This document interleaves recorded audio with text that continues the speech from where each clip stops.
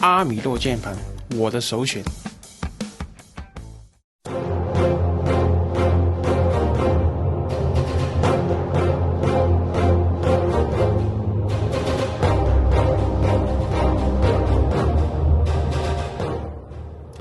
全宇宙的华玩家，各位好，我是森田俊。虽然之后每一代都玩过，但对轩辕剑这个记忆仍然还停留在第3代和外传。第4代呢还算有点印象，然后就是汉之云。由于轩辕剑是正传和外传交替的出，我甚至都有点记不清到底出了多少代了。直到最近一作出来才反应过来，原来已经到正传轩辕剑7了突然感觉有点恍惚啊。那这一代轩辕剑7的改变非常大，这些改变呢，一些属于进化，比如画面，但也有一些就属于可以再商讨的机制了。那回想一下，这个系列好像一直都是外传比正传更出名，外传呢也会用正传的引擎和技术加以优化，所以更有一种为后续的突破而练手的感觉，但也因此有明显的被限制住的遗憾感。所以总的来说呢，这一代我不算特别的满意但却让我更加想知道未来这个系列，特别是第7代的外传会变成怎么样子。对了，这次我们会破天荒的在视频里推广一下别的游戏主要是这个游戏呢，我个人很喜欢并且一直在玩，而且和制作组都很熟卖个人情吧。那是哪个游戏呢？在视频的后面会公布各位现在可以先弹幕猜一猜，如果猜中的话，后续也会抽奖送一份出来我觉得你们应该猜不到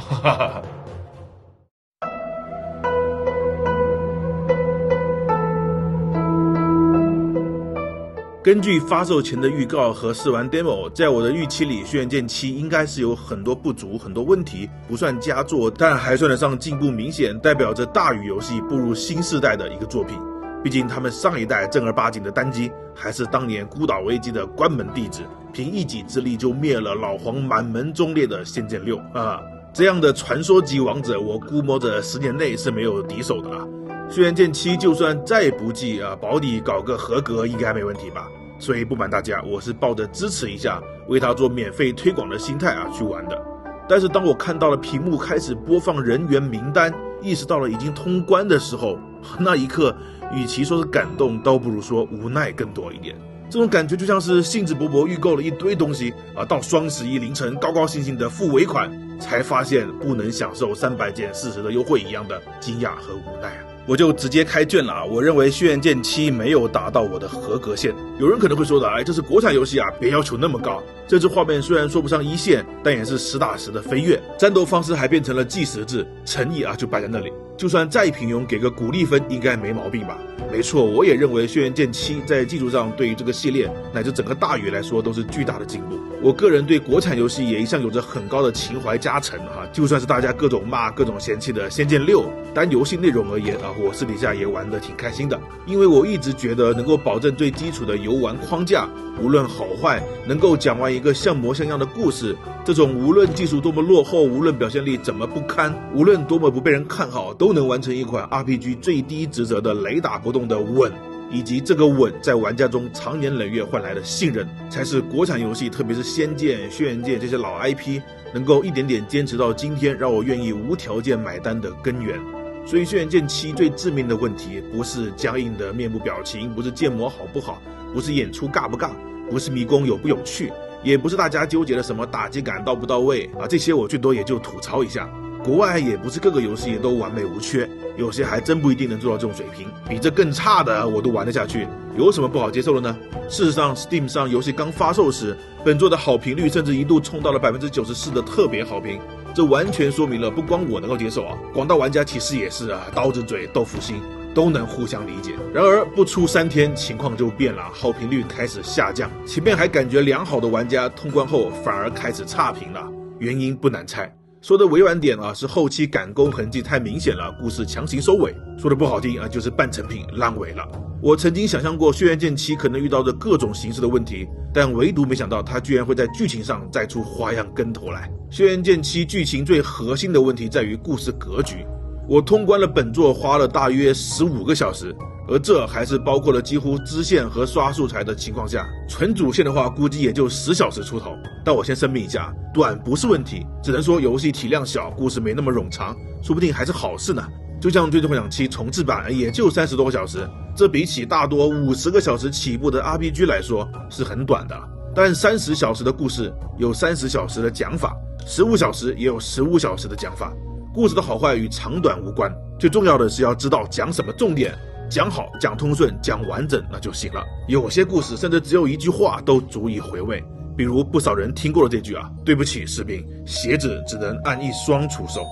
但轩辕剑7偏偏还是按照过去那种50个小时的传统 RPG 来讲故事，极其慢热，并且各种播片的超长序章来铺开主线。刚开始玩的时候，我一度都不知道自己是不是还在教学阶段呢，感觉游戏完全不着急铺开剧情，直到玩了大约4-5个小时，第一次见到女主角红儿时，我才意识到要讲正事了。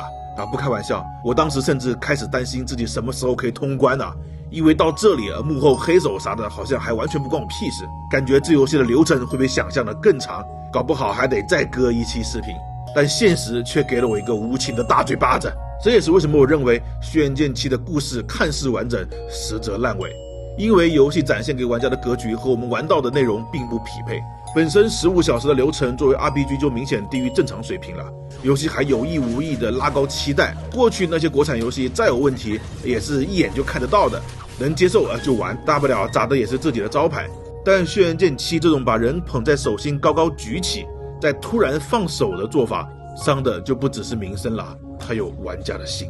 我相信本作实际剧本绝不止这些内容，编剧也不是傻子不会安排这么长的开局然后突然结束。本作的故事一定遭到了海量删减，而且还没来得及调整回来。事实上游戏里就有一些蛛丝马迹比如鬼谷雪地剧情让玩家上山找人，走了大半又搞了个妖魔入侵村庄要我回去救人，那屁颠屁颠的赶回去了，好吗？就几个怪，打完了又要继续上山，这段路硬是走了3遍，拖延时间的痕迹太明显了。还有琉璃妹子作为游戏里唯一一个有头有脸的女性 BOSS， 和大反派也是师兄妹关系，很明显她是反派阵营里的关键角色。当玩家第一次见到她的时候就已经是临近通关了，老子都还没来得及培养感情呢。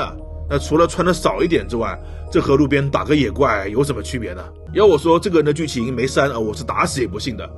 其次，故事本身太平淡了，真的没有任何意外，全都在意料之中。这还不能说它是俗套因为俗套也有俗套的狗血转折。但轩辕剑7是真的平铺直叙，直到通关前我都还在期待剧情反转。当然有一部分原因应该和上面的删减有关，总之就是缺少了看完一个故事该有的满足感。最后这个比较特别情怀线太核心向了。轩辕剑7除了主线外，还有一条穿插其中的黑火情怀线，这条故事线延续至轩辕剑4，话痨吉盆大王就是来自这里，确实很情怀老玩家应该会喜欢。但问题是这条线完全只为粉丝打造，只有3段 PPT 笼统的带过，新玩家对它的理解会很有限。但游戏偏偏是以这条情怀线作为最终结局收尾的，那不理解黑火线的话，会直接影响玩家对结局的评价。一个第一次玩轩辕剑的朋友就告诉我，他玩的云里雾里的，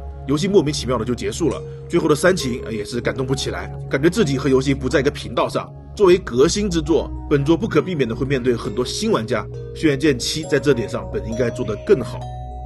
不匹配的格局、平铺直叙的故事，加上过于核心向的情怀线，这3点在一起共同影响了本作的剧情体验。尤其是格局的不匹配，导致了人物的塑造和情感转折表现得过于仓促，经常是角色表演得很卖力啊，但是我却只能很无奈地说：ごめんなさい。こういう時どんな顔すればいいのかわからないの。而平心而论，《轩辕剑7》的故事不是没有优点，特别是流程里大段很日常但又很细腻的对话，可以看得出来制作组是想要摆脱过去技术力不足所导致的刻板形象，让故事和角色更可信、更贴近玩家。前期冗长的序章也恰是他们想要讲好故事的证明。剧情和战斗间偶尔穿插了一些 QTE 演出，表现虽然有点稚嫩，但也实打实的让人感受到他们想要进步，想要让轩辕剑追上时代的步伐只可惜这个正确的野心遇上了错误的容器啊！我不知道大宇当初是怎么定义这款游戏的，反正从结果上来说，轩辕剑7是一款小体量的作品。小体量不是问题，但小体量的含义不是把一个50小时的剧本直接删到15个小时就叫小体量，而是从开发初期就要明确体量和目标。这贯穿并且影响了游戏方方面面的设定、流程节奏、难度曲线、装备数量、分支要素、画面风格、战斗系统，所有一切都要围绕它来展开。用我过去讲的游戏开发提到的同心圆来做例子的话，游戏体量就类似于最大的圆的半径上限，而《轩辕剑7》的起点就已经超过了这个上限。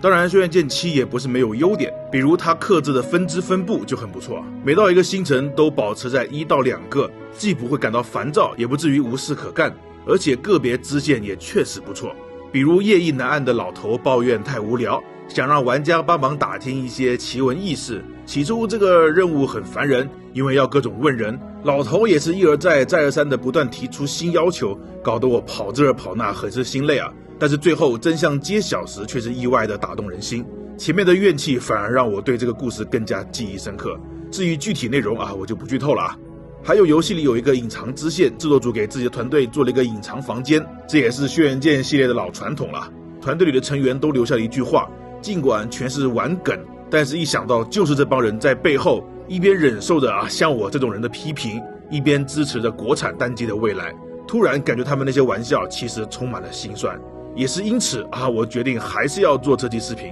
因为这不光是要对玩家负责，同样也是对时至今日依旧愿意把自己的青春献给国产单机的那帮人的负责。所以接下来我要聊的，严格上来说不只是对轩辕剑7，也是我想对国产单机所处的这个大环境下的所有人说的。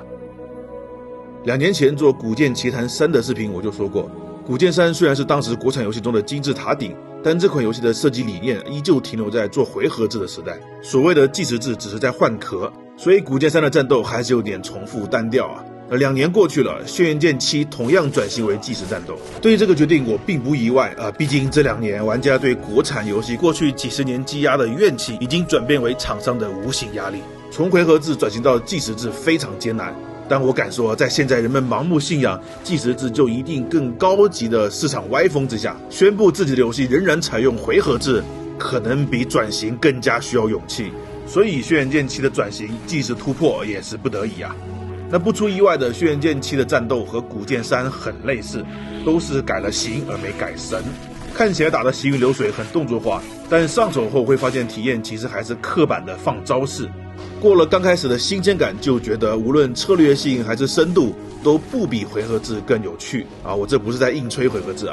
计时制当然是很有魅力的战斗方式，然而国内游戏为什么一做计时制就会被吐槽还不如回合制呢？真就外国的月亮更圆吗？当然不是，很大原因是这些游戏的计时制依旧停留在面子工程。回想一下市面上那些有名的 ACT 或者 ARPG， 之所以战斗很好玩，真的只是因为招式够帅，演出华丽吗？如果特效够多就是好的动作游戏，那看夜游那些浮夸到开天辟地一刀全平的神仙技能，中国早就成为动作游戏的领军人物了。确实，流畅帅气的动作、华丽的运镜，从视觉来说都是动作游戏的优势。但计时制绝不是简单的把回合取消，同时出招那么简单。好的动作游戏都有一个核心战斗机制，整个战斗系统都围绕这个机制去运转。就像《只狼》啊，最让人上瘾的机制是打铁所模拟出来的高手对决的紧张刺激。人王的核心是利用上中下三段架势配合禅心恢复体力而构建的呼吸式战斗。鬼泣被人津津乐道的是但丁4种风格来回切换的多变玩法，是尼禄鬼手红刀蓄力枪组成的兼顾微操和爽快的独特体验。猎天使魔女则推广了魔女时间，引入了将回避和连击融为一体的 Dodging Offset， 不是出招流畅，更不是特效。动作游戏真正好玩的是机制，而玩家的每个操作都是围绕这个机制做出来的动作，所以叫动作游戏 Action Game 嘛。但大宇作为老牌回合 RPG 制作团队，思考方式或许还是以回合制为基础，就是把招式计时化。过去点鼠标放出来的招式，现在变成了随时按键放出来。但和回合制一样的是，这些招式之间并没有连接，互相都是独立的，更不能共同组成完整的核心机制。那看预告片，分不清角色招式和玩家操作间的关联逻辑，还觉得像模像样，但自己一操作就会觉得这不像动作游戏，而是更像计时招式游戏。就拿《轩辕剑7》来说，游戏紧跟潮流加入了精力槽，手柄默认也是肩键攻击，颇有魂系的感觉。但很快就会发现这个精力槽纯属鸡肋啊，它没有惩罚机制，没精力了只是不能翻滚和连续攻击，但角色仍然气不喘面不红。游戏后期精力上限增加后，光普攻就可以连续砍个3-4套，只要别把攻击键当连发键用精力完全不用紧张，存在感超低。哭笑不得的是，制作组好像也知道精力没啥用，UI 做的贼他喵小，就像是对我说这机制有，但你可以不用管。其次，游戏的平衡性也很极端要么小兵太简单，根本不用技巧干就完事了，要么就是火焰、中毒、流血这些 debuff 强到不行，中一下就残废了。但应对方式更暴力，抵抗护符效果强到离谱，升一级就完全免疫，再升一级还能给玩家反向加血，我都不带别的护符了，就 debuff 全家桶这么一放，大部分时候都可以横着走，真是一念天堂一念地狱太极端了。两个妹子队友呢，长得倒是蛮可爱的，就是脑子不太行，每次想把敌人打残血收腰的时候，他们就飞快地抢我人头，还没有队友指令系统，根本阻止不了，只能眼睁睁地看着他们打死。玩家要收腰，这是敌人血量管理机制，和队友不受控制的打死敌人是完全矛盾冲突的两个系统既然坐在了一起同时出现，这一套蜜汁操作下来了，别说追求独特的战斗机制了，最普通的战斗体验也不算好。整个游戏都洋溢着一种这个我做了，别说我没有但是好不好用有没有用就不重要了，所以也不能怪玩家吐槽战斗系统很多国产游戏呢目前都是这么个情况，《轩辕剑7》不是个例了。古剑3算是幸运的，这个坑他们在古剑2的时候就已经踩过了，那时真的是被骂得很惨所以古剑3整体还算稳，归功于本身足够优秀，瑕不掩瑜大家才暂时不介意。如果古剑4还是那一套的话，玩家大概率就不会买账了。所以这么一想的话，轩辕剑7的问题也不全是坏事，发现问题总比憋出大病来的好。而且现在这个趋势来看，可能都用不到古剑4了。神武幻想望之声的视频已经预设了游戏变为计时制，原定于2019年，但到目前都没有消息的《仙剑7》也有很大概率会采用计时战斗。以《轩辕剑7》这个体量来看，估计就是拿自己的命为《仙剑7》探路了。可以说，计时制已经代替过去的回合制，成为了国产仙侠的新诅咒。这既是机遇，也是考验留给国产仙侠挥霍的情怀缓冲已经不多了。如果日后没有出现一个精品打破僵局，可能某一天我们的吐槽就要变成又是计时制，国产仙侠就只会做计时制吗？能不能做个回合制呀？前段时间的黑神话悟空看视频确实非常棒，但我们之所以不聊，就是因为看视频无法分辨它的战斗到底是真正的有一个核心机制的动作游戏，还是只是单纯的计时放招式。技术的积累是需要过程的，希望厂商能够放下噱头，不要再做面子工程了，认真设计核心的战斗机制，想想流行元素对自己有没有用，不要再让平 A 流变成了战斗的主要体验。就算真的技术力不允许了，也别忘了不是只有做好了计时制才叫进步。就像黑魂的乐趣建立在精妙的地图、碎片的故事、独特的死亡惩罚之上，但它的战斗却非常朴素，精力限制也不算是首创。同理，尼尔的战斗单独看也就是白金那一套，真正让人玩到停不下来的是2B 的是独特的故事和表现手法。舆论的方向往往是单一的，特别是互联网上，越简单的声音越能快速叠加，形成巨大的音量，就好像对着大山喊一句你好，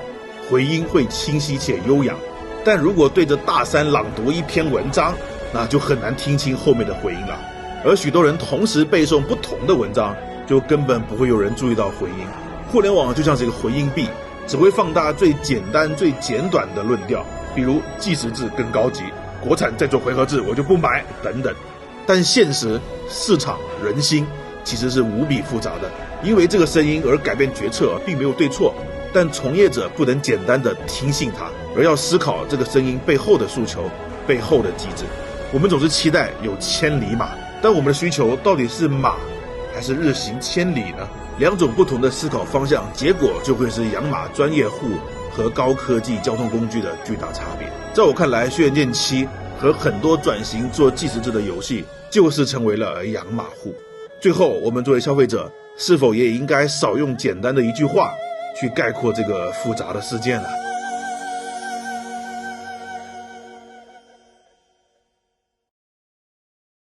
好，现在公布一开始的推荐游戏谜题啊，答案是《命运2》，我一直断断续续在玩的游戏，不知道各位猜的如何，但回头都会抽奖送一份出来。《命运2》的新 DLC《灵光之刻》即将在11月11日的凌晨1点，光棍日的光棍时刻上线，哈哈，难怪叫灵光之刻呀！这次的 DLC 不只是个内容扩展，而是能让《命运2》进入全新篇章，开启下一个3部曲。画质大幅提升的新场景和新西居提前进入次时代，新武器、新职业刷新了老玩家的战斗体验，但专门设计优化过的新手指引以及新玩家的光等全部从1050开始，更是新玩家入坑的最好时机，让每个新兵蛋子都不掉队，能轻松参与这场故事宏大、融合了动作和射击的旷世战役。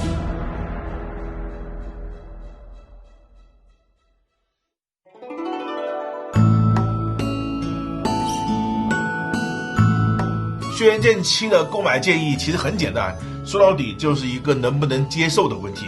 很多像我这样玩首发的人，主要是不知道真实情况，兴致勃勃的买了，才发现原来不是那么回事，这换谁都有意见啊。所以目前的这款游戏，我觉得暂时更适合老粉。这倒不是说粉丝的钱更好赚而是那些曾经经历过国产单机最黑暗的时刻，曾经在仙剑、轩辕剑这些游戏身上获得过快乐的人才能理解，即便轩辕剑7有那么多问题，这个在本就小众圈子的小众游戏，它能走到今天是多么的不容易的一件事情。